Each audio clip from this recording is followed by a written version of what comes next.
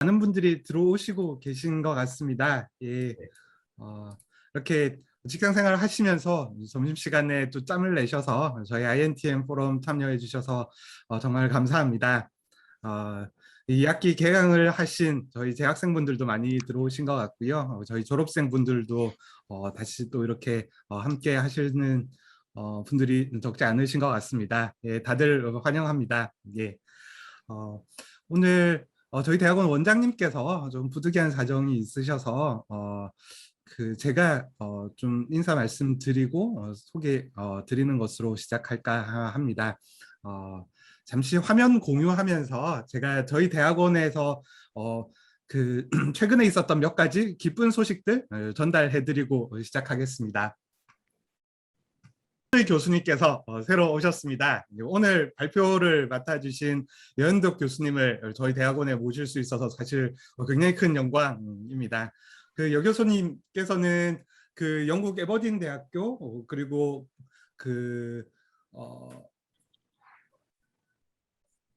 미국 조지 메이슨 대학교의 교수로 계셨었고요. 그다음에 스위스 다보스 포럼 수석 자문역 또 역임을 하셨습니다.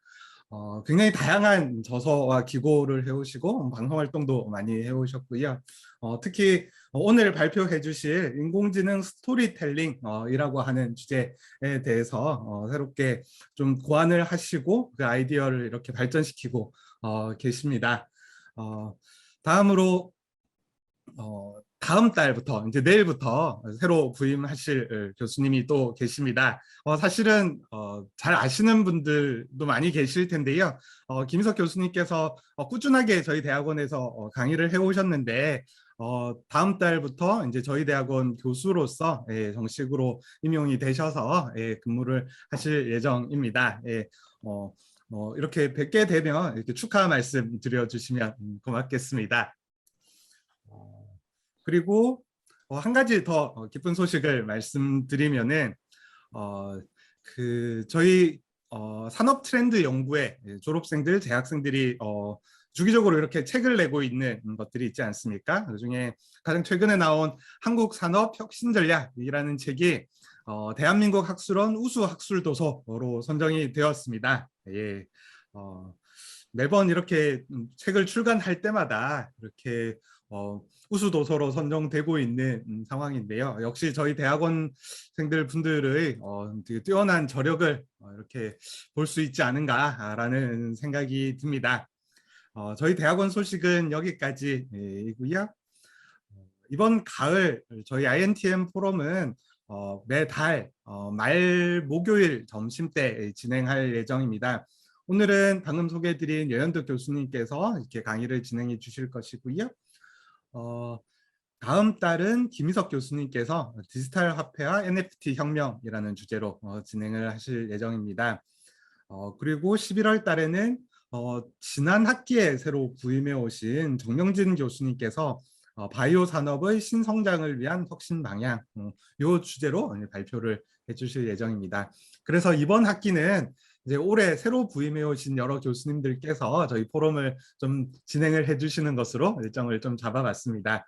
그리고 12월에는 저희 재학생 우수 케이스 스터디 발표해서 선정된 것 3건을 여러분들과 함께 듣는 시간을 가져볼까 합니다. 제가 드릴 말씀은 여기까지이고요. 저희 여현덕 교수님께서 지금 이제 여현덕 교수님께 발표를 부탁드리면 될 것 같습니다. 예, 여 교수님 많이 바쁘신데 이렇게 좋은 발표 준비해 주시고 또 참여해 주셔서 정말 감사합니다. 예. 네, 감사합니다. 발표 시간은 대략 40분, 45분 네, 정도 이렇게 생각을 하고 있습니다. 네, 그 이후에 이제 자유롭게 여러분들하고 질의응답하는 시간 갖도록 하겠습니다. 예, 교수님 부탁드리겠습니다. 네, 교수님 감사합니다. 먼저 포럼에 초대해 주셔서 감사드리고요. 오늘은 교수 학생분들께 또 카이스트 ITM에 관심 있는 많은 분들께 그냥 인사 겸 편안하게 제가 발표드리고 좀 생각을 나눠보는 이런 시간도 한번 해보겠습니다.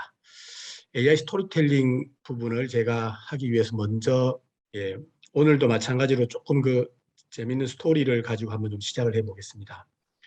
여러분 다 아시다시피 인공지능의 탄생 그러면은 이제 앨런 튜링 이분은 이제 수학자이기도 하고 영국의 수학자이기도 하고 암호학자이기도 하고 논리학자, 컴퓨터학자 그리고 우리가 보통 모든 학문의 물리가 터지면 그때 이제 철학자라고 말도 하고 PhD 즉 이제 그 지혜를 가졌다는 뜻이죠. 하는데 앨런 튜링의 이야기를 좀 가지고 먼저 시작해 보겠습니다. 앨런 튜링은 여러분 아시다시피 독일과 연합군이 전쟁을 할 때 영국을 전쟁에서 영국을 구한 과학자입니다.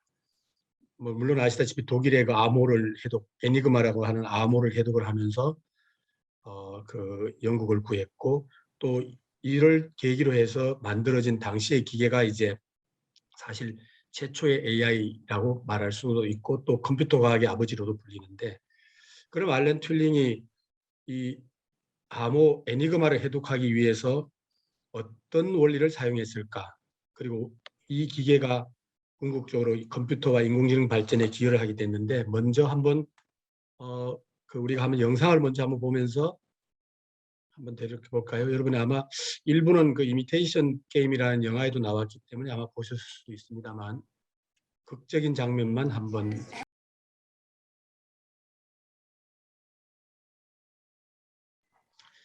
우리가 이 짧은 영상을 보면서 한번 생각을 해봅시다. 앨런이 너무 기뻐서 뛰어갔던 이유는 딱 하나입니다. 아까 silly라고 말했을 때 단어가 반복되는 게 있다는 걸 발견한 겁니다. 그래서 그 파티할 카페를 튀어나와서 이게 이제 영국 교회에 있는 어떤 그 한적한 부른출리라는 곳인데 영국 정부가 독일의 암호를 해독하기 위해서 모아놓은 특별 그 사무소입니다. 여기에서 이제 알파벳 치안의 원리를 발견하게 됩니다. 여기에서 이제 말씀드릴 수 있는 건 아주 한 가지 간단합니다. 패턴이 있고 규칙이 있는 것은 과학이라 할 수 있고 패턴과 규칙이 없는 것은 예술이라 할 수 있다 이렇게 표현할 수 있습니다. 근데 이것은 이제 AI도 마찬가지로 패턴과 규칙이 있을 때 이 패턴과 규칙에서 분류가 되고 이 분류가 예측이 되고 분석이 되기 때문에 AI가 되는 것이다. 자, 그러면 알파고와 이세돌이 바둑의 최고수지만 알파고 즉 과학을 이기지 못한 이유는 간단합니다. 한 가지입니다. 아무리 복잡한 바둑이라 하더라도 아무리 많은 수가 있다 하더라도 이것은 패턴이 있기 때문입니다. 그래서 패턴이 있는 분야에서는 무조건 AI가 이기게 되어 있습니다. 자, 그러면 다시 한번 정리해 보자면 이 앨런이 했던 일 중에서 먼저 세팅되지 않아도 검토되지 않아도 반복되거나 예측되는 단어가 있다는 것 이걸 발견한 것이고 이 안에서는 날씨 기상 정보에 날씨 정보와 하얼 히틀러 안에 비밀이 숨어 있었다. 그 비밀은 그 반복되는 단어가 있다는 것. 그래서 이 단어만 잘 맞춰서 해독을 해보면은 이 공격 지점을 파악할 수 있고 암호를 파악할 수 있기 때문에 전쟁에 승리할 수 있다. 이렇게 이제 판단을 한 겁니다. 바로 이 간단해 보이지만 이 규칙과 그 배열이 같은 단어가 있고 규칙과 배열이 있고 패턴이 있다는 것은 바로 AI가 있다. AI가 이제 설 수 있는 기반이다 이렇게 말씀드릴 수 있습니다.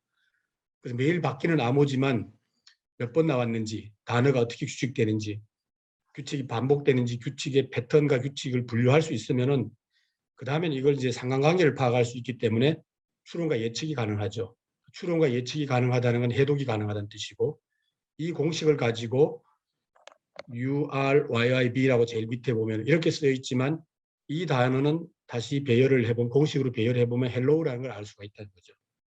이런 방식을 통해서 결국 처음에 silly라고 하는 것이 너무 특이하게 반복되기 때문에 애인의 이름으로 생각했지만 이 앨런 툴링은 이것이 뭔가 패턴이 있다는 규칙이 있다는 걸 깨달은 거죠. 그래서 이제 나중에 궁극적으로는 이 공식을 가지고 최신에 온 그 문서 OT 이렇게 긴 문서 이걸 해독을 해보니까 공격 지점이 있다는 걸 파악을 한 거죠. 바로 이걸로 해서 이제 그 영국이 그 당시에 아마 영국이 독일보다 조금 전력에 밀렸던 걸로 알려져 있는데 전쟁에 이기게 된 거죠. 예. 그래서 결국은 이 패턴이 있고 분류가 가능하다는 것입니다. 근데 앨런 툴링의 입장에서는 독일과의 전쟁이 아니라 시간과의 전쟁이었다. 왜냐하면 이것을 사람의 힘으로는 풀지 못하기 때문에 그 기계를 통해서 풀게 된 거죠. 그래서 결국 AI의 원리는 패턴이 있다는 것과 분류가 된다는 것과 속도가 빠르다는 것입니다. 아주 간단하게 말씀드리면. 그래서 여러분들이 카톡에서 나는 사과를 오늘은 점심을 이렇게 나오면 뒤에 그 설문들이 나오죠. 이게 바로 이제 패턴이 있기 때문에 나오는 것입니다. 예, 이런 패턴을 활용하면 이제 동영상에서 이미지를 막 혼란하게 나열해놔도 순차적 나열이 가능하고, 또 음악에서 음계들을 순차적으로 나열할 수 있고, 문학 작품도 복잡하게 이렇게 해놔도 순차적 나열이 가능하고, 또 요즘은 기사를 쓰는 언론 기사도 이렇게 해서 기사를 쓸 수 있고 주요한 타이틀을 편집도 할 수가 있습니다.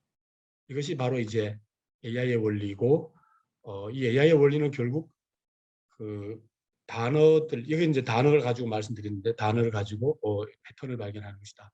그래서 가령 트럼프와 바이든이 연설을 했을 경우, 그 연설이 뭐 한 장이면은 간단한데 연설을 수십 번, 수백 번, 수천 번 하면은 이 분석하기가 되게 어렵기 때문에, 마찬가지로 이제 이것을 분류를 해서 이제 키 포인트가 되는 단어의 중요성을 파악할 수가 있죠.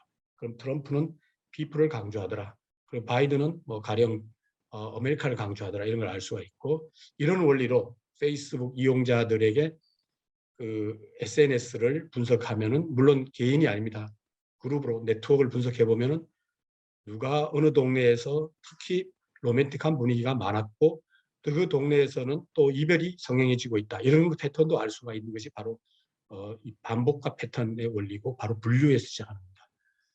여러분들 인공지능이 무엇인지 하는 건 다 알기 때문에 이건 생략하겠습니다. 마찬가지로 이 부분도 생략합니다. 생략하고 요거 하나로 제가 한번 정리를 해봤습니다. 그래서 AI에서 가장 중요한 것은, 뭐 인식은 물론 중요합니다만 사람도 인식을 하고 기계도 인식을 하니까 인식은 빼면은 그 다음에 분류이다, 이렇게 말할 수 있습니다. 이 분류를 이제 공간상으로 이야기하면 분류가 되는 것이고, 시간상으로 이렇게 나열을 해서 쭉 시계열을 보면은 뭐 증권이 되든 아니면은 날씨가 되든 또는 부동산 가격이 되든 이제 예측이 가능한 거죠. 시계열. 그 다음에 이것을 이제 빨리 처리하게 하면은 이제 자동화가 되는 것이고, 이 분류와 분류된 언어들을 같이 만나게 하면은 생성이 되거나 소통이 되는 것이죠. 이런 원리를 가지고 제록스가 그 인터뷰할 때, 사람들이 인터뷰할 때 이력서 같은 걸 분석을 해서 어떤 이력서를 내고 어떻게 인터뷰한 사람들은 조기 퇴사를 하더라는 데이터를 이제 분석해서 이걸로 이제 통찰력을 갖게 되고, 그럼 나중에 이제 우리가 그 채용을 할 때 이런 분류에 있는 사람들은 나중에 이제 AI에 의하면 떨어질 확률이 높아지는 것이죠.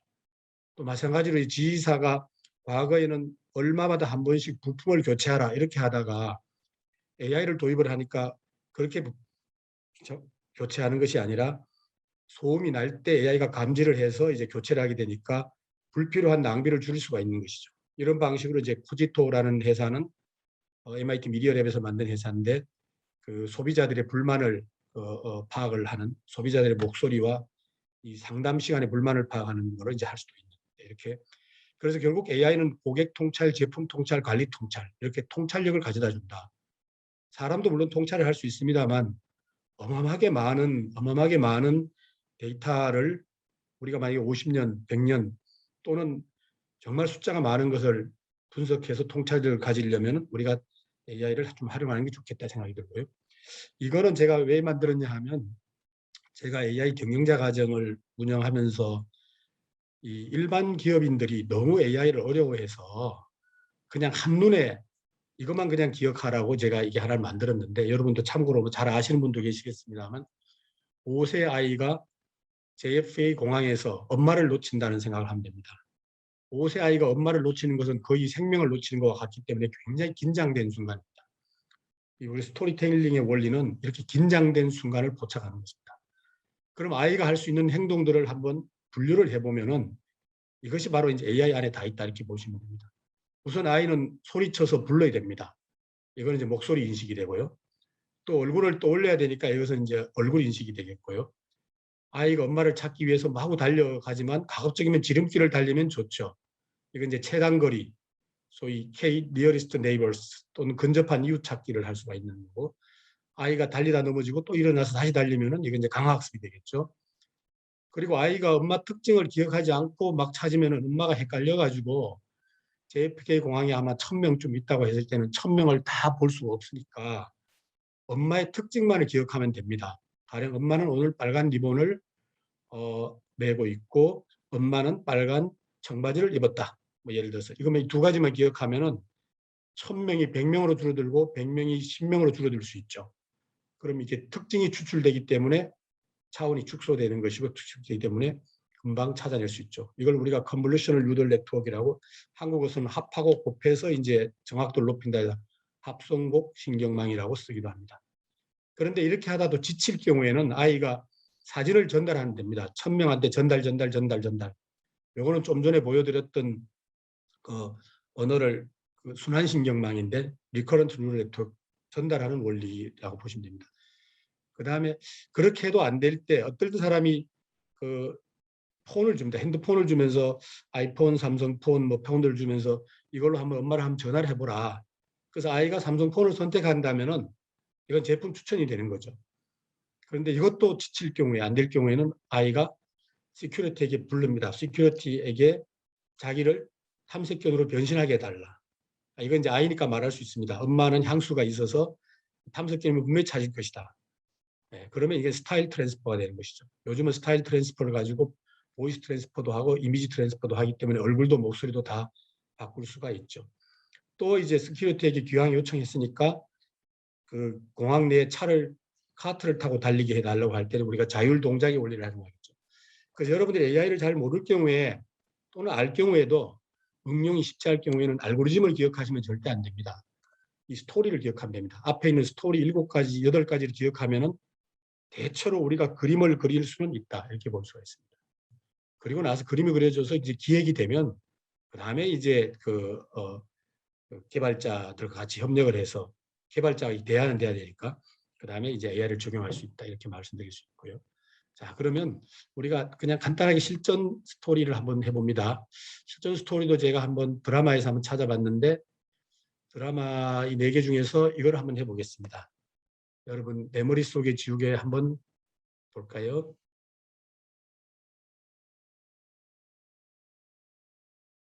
이 일을 하려고 하는 이유가 뭐냐면 우리가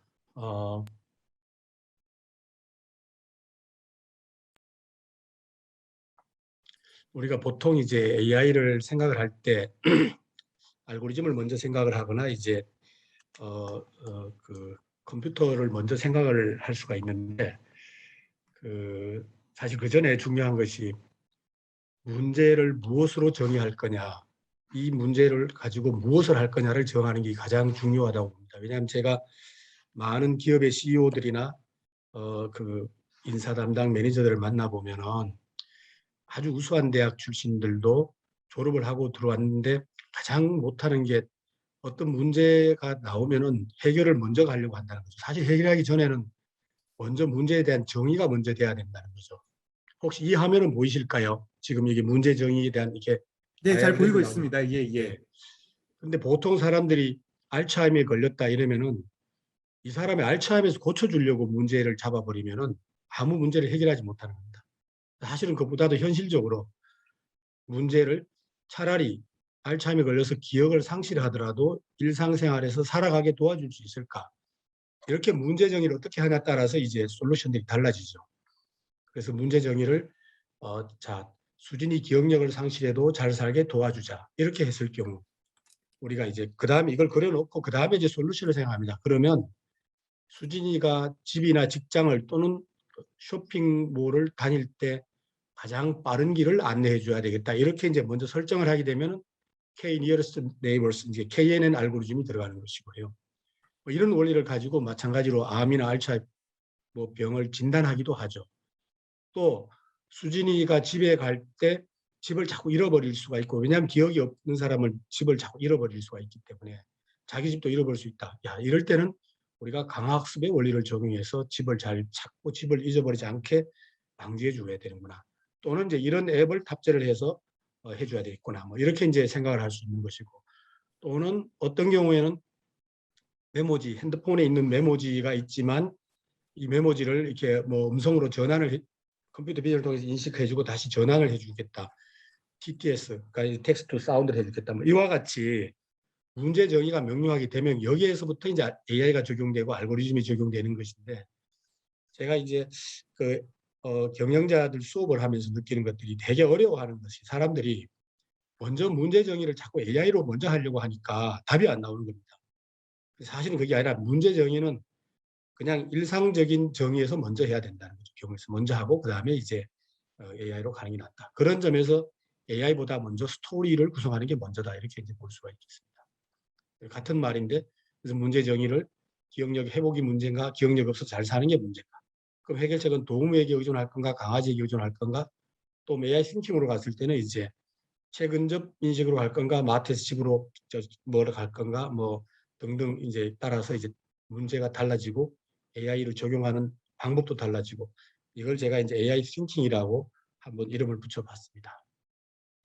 자, 같은 종류의 문제인데 이번에는 여러분이 사랑의 불시착, 이거를 잠깐 여러분들이 보시고 여러분들이 문제를 한번 풀어보면 좋을 것 같은데요. 아마 시간이 없으니까 오늘은 여러분과 같이 한번 풀어보는 걸로 해보겠습니다.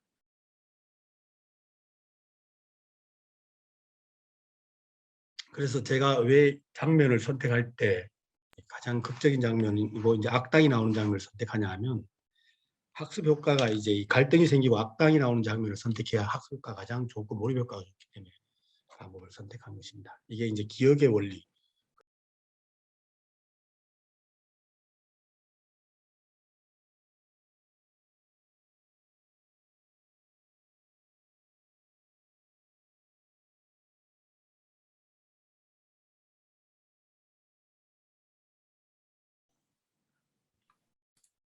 네,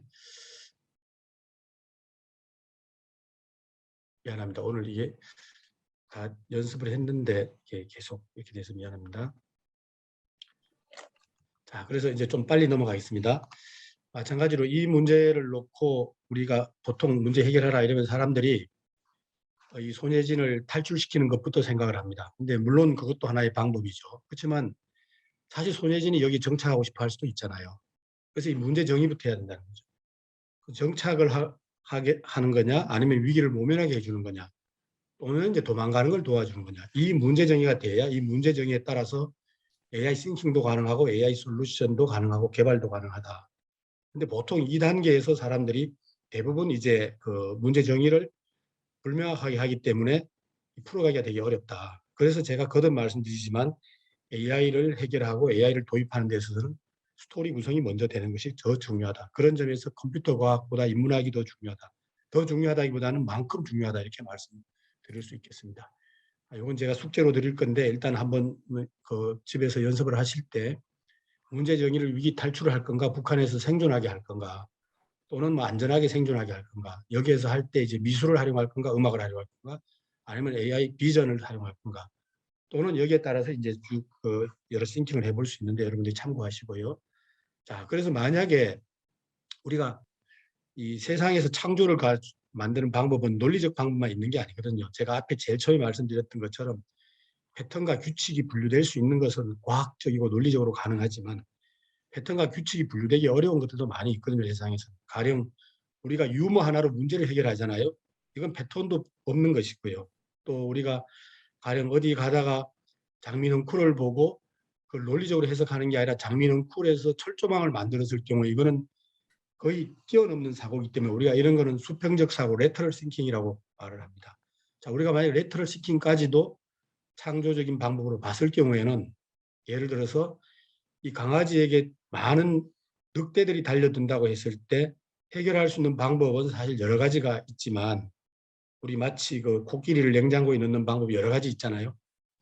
그 정육점에서는 썰어서 넣지만 미술관은 그려서 넣으면 되는 것이고, 수학자는 미분적분해서 넣으면 되듯이, 이 경우에는 이 고흐의 그림 속에 집어넣으면 되죠. 이 경우는 이제 스타일 트랜스퍼, 앞에 우리 그 아이가 엄마를 잃어버렸을 때 그 탐색견 이야기를 했죠. 변신하는 거. 이제 이 원리를 활용하면 되는 것이고요. 뭐 북한의 군인들이, 늑대는 아닙니다만 이제 늑대가 포위됐을 경우에 이 춤을 추게 하는 방법을 만약에 AI로 적용하면은, 사람들이 춤을 출 때는 긴장이 풀리는 상황이기 때문에 이때 이제 도망을 갈 수도 있는 것이죠. 그런데 그보다 또 중요한 것은 문제를 닥치는 것보다 예방하는 게 좋잖아요.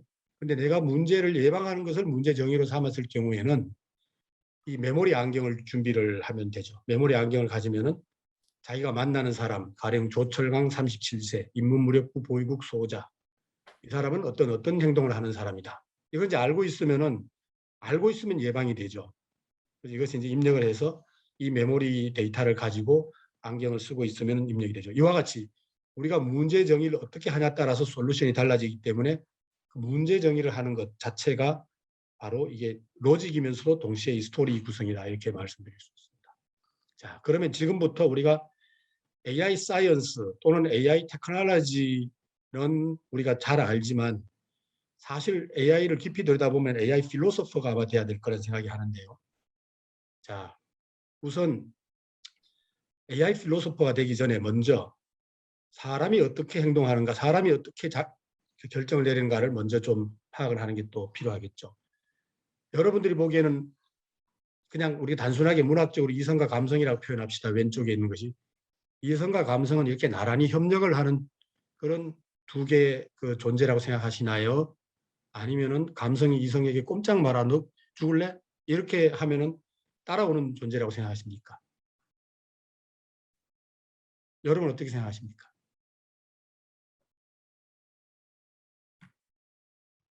사람마다 다르지 않을까요? 네, 하지만 사람마다 많은 경우는 네. 이성이 감정을 어떻게 통제하지 못하는 그런 경우들이 많이 있는 것 같습니다. 네, 네, 감사합니다. 우리 박수 한번 해드릴까요, 교수님? 감사합니다. 맞습니다. 사람마다 다릅니다. 그러나 인간이 근원적인 결정, 좀 더 근원적인 결정은 보통 뇌과학자들의 이야기입니다. 최신 뇌과학자들의 글들을 읽어보면은 가령 점심시간에 점심을 먹을 건가 공부를 할 건가 이런 결정은 기본적으로 감성이 내리는 걸로 되어 있다고 합니다.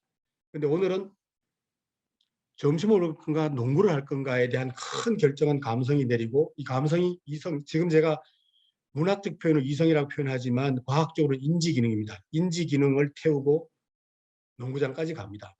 그럼 농구장에 가서 어떤 속도로 어떤 각도로 어떤 포지션에서 넣을 것인가를 정하는 것이 인지기능입니다. 그래서 우리가 크게 봤을 때 인간은 더 감성적에 가깝고요. 물론 훈련을 어떻게 했느냐, 어떤 업무에 종사하느냐에 따라서 이성과 감성이 거의 팽팽하게 작용하는 사람도 있고, 물론 이게 완전히 분리되어 있지 않습니다. 이것은 사실 하나로 교호작용을 하는 걸로 되어 있습니다. 그런 점에서 과거에 자아내는 뭐 이성이고 운에는 감성, 이런 다 지금은 전부 깨어진 학설일 뿐입니다. 그것은 옛날 학설이고 노벨상을 받았다 하더라도 전부 깨어진 학설이고 지금은 그렇지가 않습니다. 기본적으로 큰 흐름에서는 감성이 결정을 내리면서 이 디테일한 영역에서 인지 기능이 바로 이제 이 영역이다, 이렇게 보시면 되고요. 그래서 많은 분들이 이런 말 하죠. 다니엘 골만 같은 경우에 하버드대 교수죠. 인간의 감성이 지배할 때는 이성은 힘을 쓰지 못한다. 그리고 감성은 사람의 머리이며 이성은 꼬리이다. 인지기능이 꼬리라는 거죠. 그래서 보통은 감성을 엄마라고 본다면은 이성은 아이로 보는 경우가 최신의 뇌과학자들의 최신의 결론이다, 이렇게 보시면 됩니다. 그래서 제가 철학자의 말을 인용해 보자면은 데카르트 같은 경우는 I think therefore I am, 이건 이제 인지 기능과 이성의 기능을 믿은 것이죠. 근데 최근의 뇌과학자들은 이것은 데카르트의 오류일 뿐이다. 그렇지가 않다. 오히려 I feel therefore I am, 이렇게 말하는 것이 더 맞을 수 있다. 그래서 이게 우리가 스피노자의 뇌라고 말을 또 합니다. 자, 그럼 우리가 조금 더 한번 들어가 보자면은 뇌과학의 아주 중추적인 역할을 하셨던 분 중에 하나가 이제 안토니오 다마지오 교수인데, 이분이 이제 오하이오 주립대 교수인데 지금은 다른 데로 옮겼습니다. 이미 은퇴를 하셨기 때문에. 이 유태인, 포르투갈 출신의 유태인인데, 이분이 오래전에 있었던 피니아스 게이지라는 청년, 20대 청년, 잘 웃고 리더십이 좋은 청년이 미국에서 터널 공사의 공사의 장이었어요. 전체 관리하는 장이었고 리더십도 좋고 건장한 체격에 우아한 행동을 했는데 이 뇌에 새 파이프로 뇌를 관통하게 되면서 이 사람이 살아는 납니다. 살아는 나는데 나중에 그러니까 우리가 볼 때는 전두엽의 공격을 받아서 인지 기능이 상실된 걸로 보았는데 나중에 실제로 이 사람이 살아나고 보니까 감정이 격해지고 거의 감정의 통제를 하지 못하는 사람으로 변했더라. 이제 이 결과를 보면서 결국 두 가지 결론을 내립니다. 하나는 기본적으로 인지 기능이 아무리 발달해도 그 감성 안에 있다는 것. 두 번째는 두 번째는 현실적으로 사람들의 인지 기능과 이성은 아무리 뛰어나도 소위 신체를 넘어가지 못한다는 것입니다. 그래서 이걸 갖다 우리가 뭐라고 하냐면 신체 표지 가설이라고 하기도 하고 영어로는 somatic marker라고 표현도 합니다. 그래서 우리가 왜 이 이야기를 하냐 하면 인간과 AI의 차이를 우리가 잘 알아야 AI를 다 알 수 있다는 생각이 듭니다. 이것은 물론 옛날 이야기입니다만 그 르네상스기에 가장 유명한 학자 중에 한 명이 에라스무스잖아요. 에라스무스가 이런 말을 합니다. 제우스 씨는 이성보다 지성보다 많은 감정을 주었는데 이것은 대략 24대 1 정도로 압도적으로 감성을 주었다는 거죠. 근데 여기에 분노와 욕망까지 포함되면은 거의 이성은 힘을 쓰지. 그 우리 꼭지도 온다는 말이 있잖아요. 왜? 꼭지가 확 도르면은 나머지가 스위치가 다 꺼지거든요. 여러분들이 아마 무서운 꿈을 꿨을 때 말문이 막히는 현상은 바로 이런 현상입니다. 다른 스위치를 끄는 현상은 인간의 그 보호 기제입니다. 그래서 이런 기제들이 전반적으로 그 감성을 다 이루고 있다 이렇게 말할 수 있습니다. 자, 그런데 컴퓨터 과학의 아버지라고 하는 마빈 민스키는 인공지능을 인지기계라고 표현합니다. 인지기계. 즉 인지기계란 말은 엄밀하게 말해서 그 감성으로부터 분리된 인간의 이성을 극대화하려고 하는 노력입니다. 저는 그래서 인류 역사에 크게 두 가지 노력이 있다고 보는데 하나는 컴퓨터가 인간의 뇌를 보방을 해서 인간의 지력과 능력을 극대화하려고 하는 것이 인공지능으로 발전한 것이고 반대로 뇌에서 인간의 노력을 뭐 뇌파라든지 노력을 또는 브레인 피트니스라든지 이런 노력을 통해서 뇌를 강화하려고 하는 노력은 뇌과학으로 발전했다. 이렇게 이제 두 가지 큰 흐름이 있다고 볼 수가 있겠습니다. 자, 그런데 인공지능 같은 경우는 기본적으로 인공지능이 그리는 세상은 이런 것 같습니다. 먼저 인공지능을 근데 이해하는 두 가지 그룹이 있는 것 같은데요. 하나는 여러분들 아시다시피 인간의 뇌를 본떠려고 하는 그룹이 있고 또 하나는 이제 그 이전에 그냥 기계를 잘 활용하려고 하는 그룹이 있는데 마빈 민스키 같은 경우에는 기본적으로 인간의 뇌의 구조 또는 마음의 구조를 어떻게 이해하냐 하면 왼손을 올리냐 오른팔을 올리느냐에 따라서 그 에이전트가 작용하는 걸 보고 있습니다. 그래서 그 에이전트들이 왼손, 오른발 또 뭐 그 위장 뭐 모든 것에 에이전트들이 작용을 하면서 이 에이전트들이 조직으로 모여 있는 것이 바로 마음의 사회, 소사이어티 오브 마인드라고 마음의 사회라고 보십니다. 왜 이렇게 봤냐면 이렇게 보면은 이것을 컴퓨터에다가 적용하기가 굉장히 수월합니다. 그래서 지극히 컴퓨테이셔널 싱킹이기도 하지만 지극히 이제 AI 학자로서 가질 수 있는 컴퓨터 과학자로서 가질 수 있는 생각이구나 하는 걸 알 수가 있습니다. 그래서 자 그리고 다음 넘어갑니다. 만약에 그렇다면은 인공지능이 그리는 세상은 무엇일까? 인공지능은 사실 인간의 감성으로부터 자유로운 세상을 그리는 것입니다. 인간으로부터 자유롭게 운전도 마음대로 하고 또 싸움도 할 수 있고 아령도 마음대로 하고 뛰고 싶을 때 뛰고 그야말로 인간의 감성으로부터 완벽히 자유로운 세상. 만약에 우리 자율주행차가 분노와 격정과 감정을 가졌다고 생각해 봅시다. 그러면은 화가 날 때마다 다른 꼭지들이 돌아서 스위치가 다 다른 스위치들이 다 꺼지면서 판판이 사고가 나겠죠. 그런 점에서는 아마 우리 인공지능의 자율주행차 인공지능은 100% 감성으로부터 자유로워야 된다는 걸 알 수가 있습니다. 자, 그런데 여기에서 문제가 뭐냐 하면 문제가 되는 게 이겁니다. 그러면은 도대체 인간의 지능이라는 게 무엇이고 컴퓨터에 적용하는 지능이 무엇이냐. 이게 이제 튜링 테스트, 소위 알란 튜링 처음에 제가 컴퓨터 AI를 고안한 알란 튜링을 말했죠. 이 생각했던 것처럼 튜링 테스트라고 하는데 이거는 뭐냐면 지능을 가졌냐 안 가졌냐를 되게 가볍게 테스트하는 것입니다. 근데 이것을 이제 우리 존 썰이라고 버클리대 교수가 이런 표현을 합니다. 중국어 방이라는 표현을 합니다. Chinese room이라는 말을 쓰는데 중국어 방에 중국어를 모르는 외국인이 들어가서 매뉴얼을 보고 중국어의 해독에 성공했어요. 그럼 이거 튜링 테스트는 통과한 겁니다. 즉 지능을 가진 걸로 간주되죠. 그런데 존 썰이 이런 말을 합니다. 과연 매뉴얼에 통과했다고 해서 지능을 가진 거고 마음을 가졌다고 할 수 있는가? 이 근본적인 문제 제기를 하는 이유는 뭐냐면 결국 AI는 현재 weak AI일 뿐이라는 거죠. 그야말로 사람들이 인지 기능이 할 것, 그러니까 뭐 계산의 기능이라든지 또는 속도의 역할이라든지 또는 이제 분류를 한다든지 이렇게 지극히 미세하게 인지 기능을 해야 될 부분을 도와주는 것이기 때문에 기본적으로 윅 AI라는 거죠. 근데 만약에 우리가 튜링 테스트보다 또 차이니스 룸보다가 더 근본적인 문제를 우리가 만약에 가진다면 AI는 역시 인간의 스토리텔링 기능과 자의식을 이해해야 된다는 것을 이제 마빈 미스키 뒤에 나오는 제일 끝에 보면 윈스턴 교수 같은 경우는 그런 표현을 합니다. 기본적으로 AI가 진정한 AI가 되려면은 스토리텔링을 이해해야 된다고 이야기를 합니다. 꽤 오래전 이야기입니다. 그럼에도 불구하고 이들은 이것을 해결하지 못하고 다 돌아가셨습니다. 왜냐? 기본적으로 기술 중심으로 이해를 하기 때문입니다. 그래서 이분도 이제 그런 표현을 합니다. 인간이 기본적으로 그 스토리텔링이라는 표현은 뭐냐면 언어만 이야기하는 게 아니라 사고방식, 이것을 그려내는 전체 어떤 사고력을 말하는 것이거든요. 이 사고력을 진정으로 이해할 때 결국 AI도 발전할 수 있다는 이제 가정을 깔고 이야기하는 것이고. 자, 그래서 이제 제가 시간이 없으니까 서서히 이제 결론으로 이제 가봅니다. 그러면 우리가 가령 AI를 연구를 할 때 그 컴공을 먼저 해야 되느냐, 뇌과학을 먼저 해야 되느냐, 또는 인지과학이나 인문학을 먼저 해야 되느냐. 이것은 사람에 따라 선택을 하면 될 것입니다. 근데 이제 중요한 것은 이 두 가지의 결합 관계를 우리가 어떻게 해결할 것인가. 제가 앞에 말씀드린 것처럼 AI가 풀 수 있는 문제를 먼저 사람이 문제 정의를 하고 사람이 분류를 하는 것과 AI가 하는 것을 어떻게 협업하게 할 거냐. 이 문제가 되게 중요한 문제로 이제 볼 수 있고. 뭐 여러분 아시다시피 세계에서 가장 유명한 AI 학자 중에 한 명이 이안 르쿤이잖아요. 이분이 이제 페이스북의 사실 CTO이기도 하죠. NYU 교수인데 이분도 이런 말을 합니다. 결국 감정은 지능의 일부이기 때문에 감정에 대한 이해가 없이는 지능을 이해할 수 어렵다.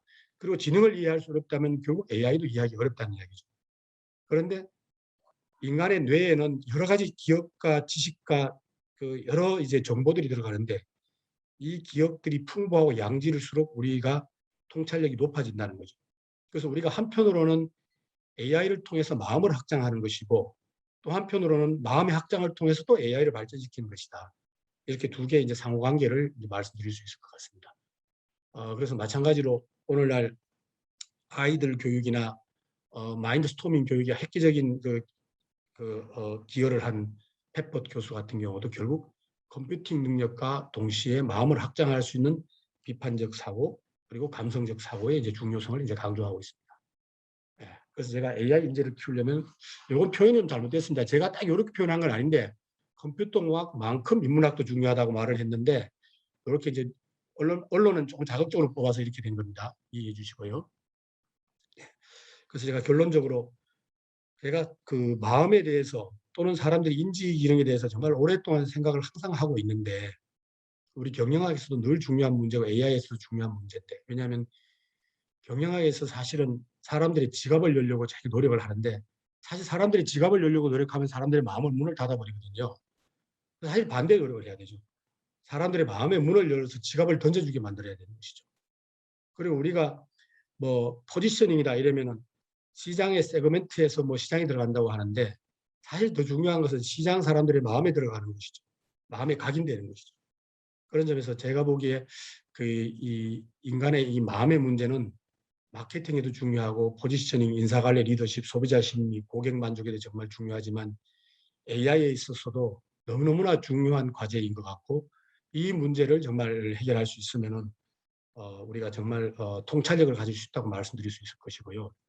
마지막 장으로 어린 왕자 제가 이거 정말 영어로도 읽고 불어로도 읽고 정말 수십 번 읽어봤는데 항상 읽어도 참 재밌습니다. 지혜가 있는데 이런 말을 하죠. 여호와에 대하여서 이 세상에서 가장 어려운 일이 뭔지 아냐 이렇게 물어보죠. 그러면 글쎄 직장을 구하기, 돈을 버는 일. 근데 사실은 굉장히 전곡을 찔렀습니다. 직장을 구하는 것도 면접관 마음에서 나오는 것이고 돈을 구하는 것도 지갑에서 나오는 게 아니라 마음의 문을 열 때 지갑을 열어주는 것이기 때문에 결국 이 세상에서 가장 어려운 일은 사람의 마음을 얻는 일이다. 이렇게 말씀드릴 수 있고요. 그래서 우리가 어떻게 마음을 얻으면서 AI 띵킹도 할 수 있는지를 한번 생각해 보는 시간이었습니다. 오늘 그냥 제가 말씀드리고 싶은 이야기는 이거고요. 혹시 오늘 뭐 질의응답이 있습니까? 예, 한 10분 정도 이렇게 네. 질의응답 시간 가지면 좋을 것 같습니다. 네, 네. 감사합니다.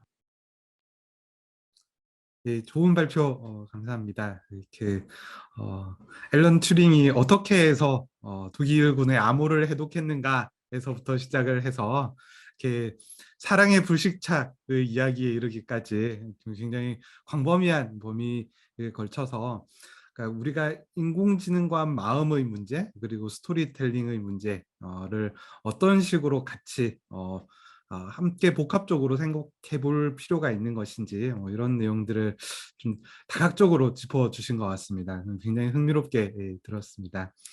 혹시 좀 코멘트나 혹은 질문 있으신 분 계시면 편하게 말씀을 해주시면 감사하겠습니다.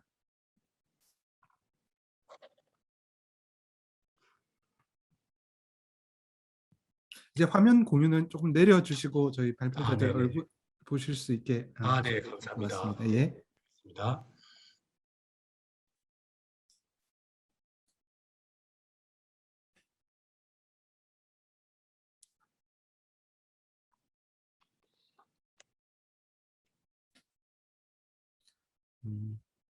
저희 김인석 교수님 지금 들어와 계신데요. 저희 혹시 김인석 교수님께서 좀 이제 내일부터 저희 임용되신다라고 제가 말씀을 드렸는데요.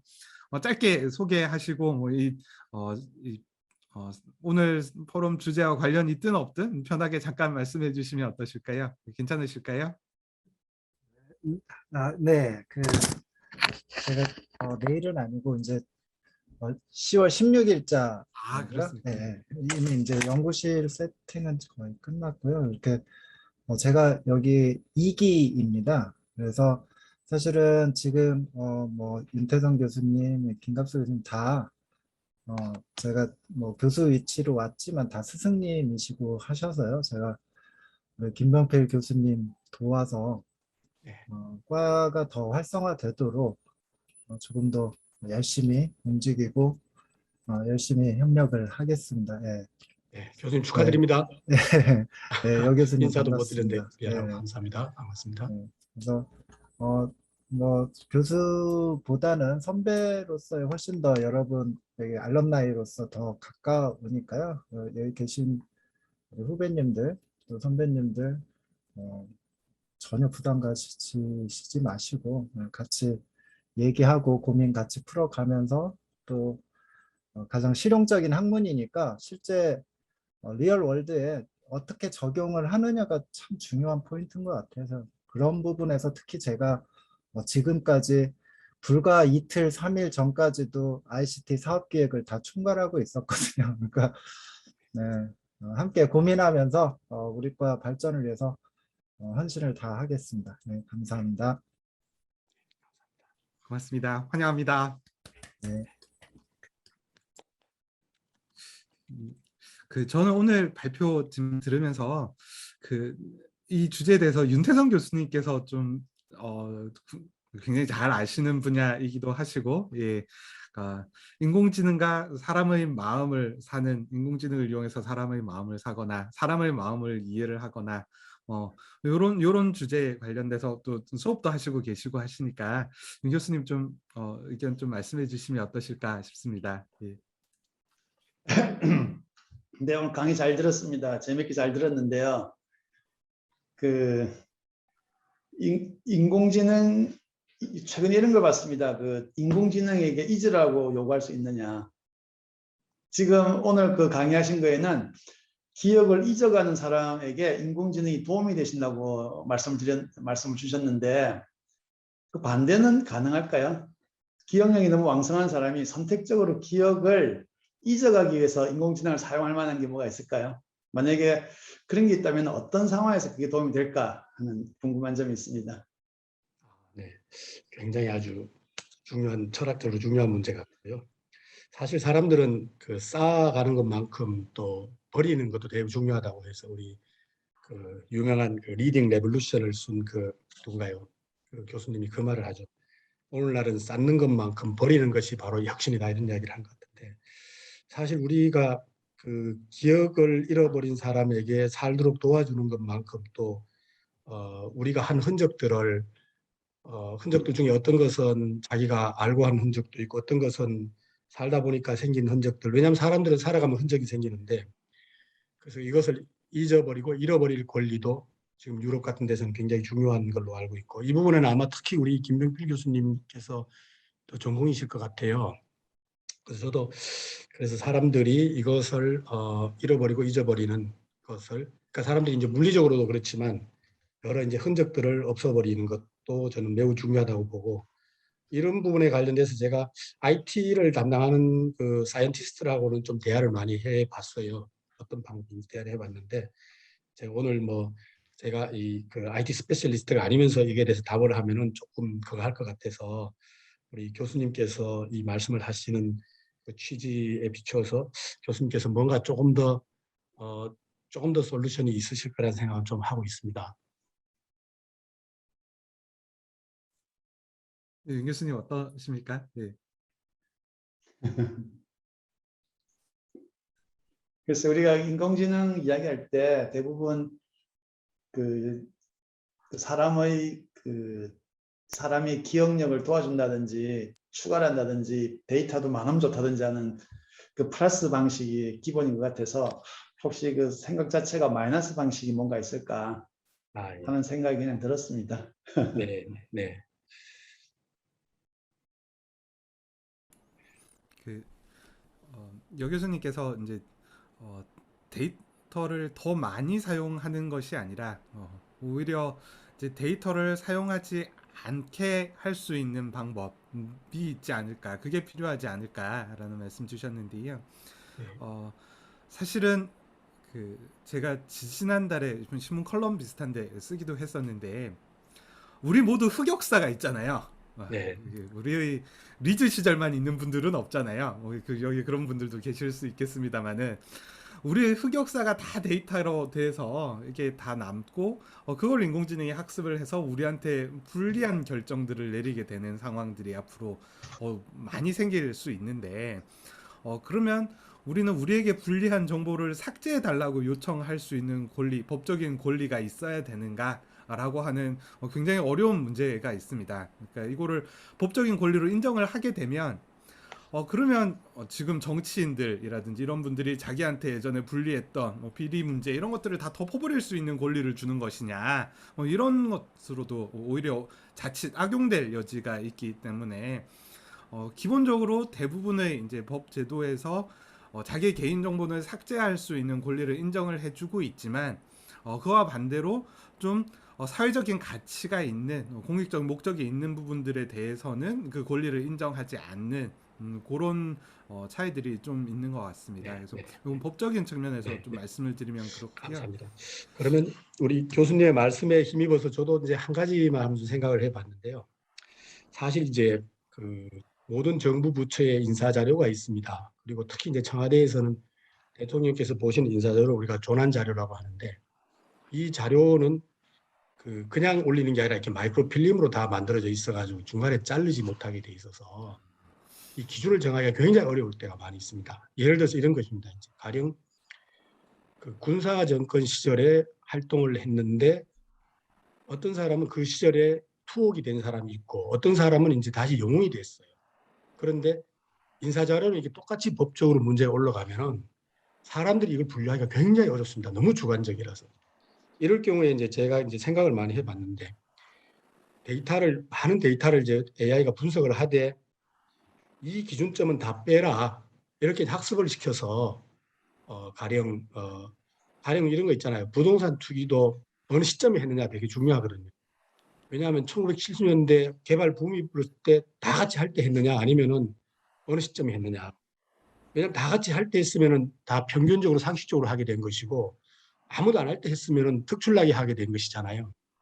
그래서 제가 보기에는 이것을 기준을 정할 때도 결국 AI가 이걸 학습을 해서 꽤 객관적 기준을 정하면은 다시 이제 사람이 이걸 보고 또 판단할 수 있는. 사람 보고 하라 보면 사실 이게 되게 쉬운 문제 같은데 그 판단자가 이렇게 판단하거든요. 나 그 하버드 출신인데 그럼 요거 우선적으로 주고 내가 저 대학을 좀 무시하는데 싫어하는데 이러면 그거를 마이너스 줘버리거든요. 그러니까 제가 영국 대학 근무할 때 인사에 들어가 보니까 영국 사람 중에 한 명은 오로지 데이터만 가지고 사람을 뽑자고 하고, 또 어떤 사람은 저 사람 데이터만 가지고 뽑았다 학과에 들어와서 학과의 조화를 깨고 망치면 어떻게 하냐, 이런 질문을 막 펴옵니다. 제가 볼 때도 일리가 있어 보였는데, 근데 그날 그 부총장단이나 실력 있는 사람들은 그걸 다 무시하고 그냥 데이터만 가지고 뽑았는데, 나중에 보니까 역시 우려했던 대로 막 그렇게 해요.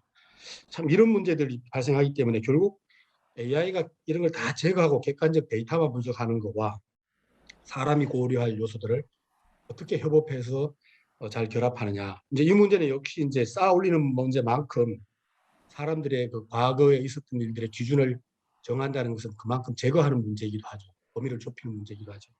이 문제는 참 그 영원히 협업까지 이거 숙제인 것 같아요. 특히 이 부분에 인사 자료만 할 때는 그래도 꽤 객관적인 부분을 좀 담보할 수도 있을 것 같기도 합니다. 같이 하면. 제가 또 하나 생각한 게 있는데요. 네. 이제 누가 만약에 우리 여 교수님 자료를 데이터를 많이 갖고 있으면은 여 교수님을 그대로 모방하기는 참 쉬울 것 같긴 해요. AI 기술을 쓰면. 네. 그런데 그걸 반대로 사용하면은 절대로 여 교수님은 하지 않을 행동만 할 수 있을 거 아닌가요?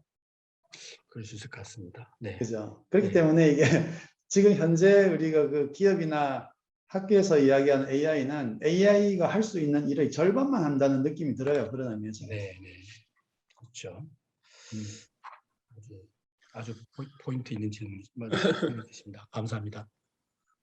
제가 아까 그 윤태정 교수님과 여 교수님 간의 이제 토론 가운데서 그 망각을 도와줄 수 있겠느냐, 인공지능이, 그런 부분에 있어서는 그 다니엘 카네만 교수의 저 프린스턴 대학의 심리학자이시지만 또 인지과학으로 정평이 나신 분이지만 그 2002년에 이제 행동경제학을 통해서 이제 그 경제학 노벨 경제학상을 수상하신 분인데, 그분의 말씀 중에 그 뇌는 이제 기억하는 자아와 이제 경험하는 자아, 이렇게 이제 그 둘로 구분될 수 있고, 결국 이제 기억하는 자아는 사실은 경험하는 자아가에서 생산된 대부분의 기억들을 사실은 뭐 굉장히 소량만 추출해서 기억을 하는 거죠. 이제 그 다니엘 카네만 교수가 남극 여행을 했습니다. 4주간. 이게 인생의 아주 인생 여행이었는데도 불구하고 그분이 최대한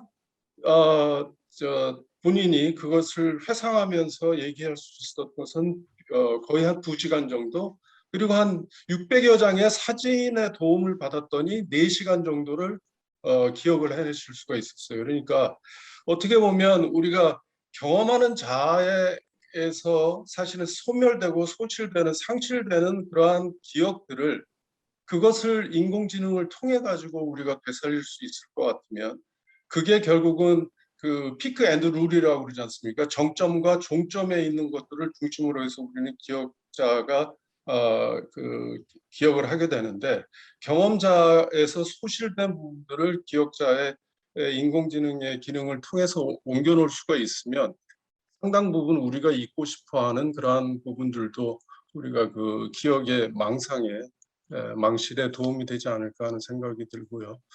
오늘 여 교수님 저도 굉장히 흥미진진하게 들었고, 2가지 측면에서, 한 가지는 이 우리 손예진 배우의 빅팬이신 것 같은데, 저도 아주 손예진 배우를 좋아하는 사람으로서 아주 한 가지 같은 공통점을 찾았고, 두 번째는 휴먼 인텔리전스의 중요성에 대해서 오늘 누누이 강조해 주신 점, 저도 동의하고, 또 학생들을 위해서 좋은 말씀을 해주신 거에 대해서 대단히 감사드립니다.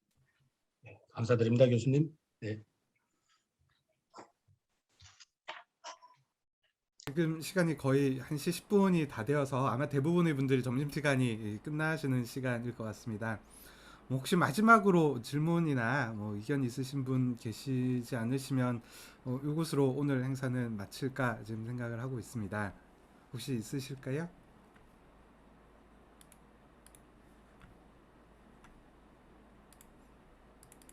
예, 없으시면 예, 오늘 행사는 이상으로 마치도록 하고 10월 행사는 10월 28일 목요일 점심 12시입니다.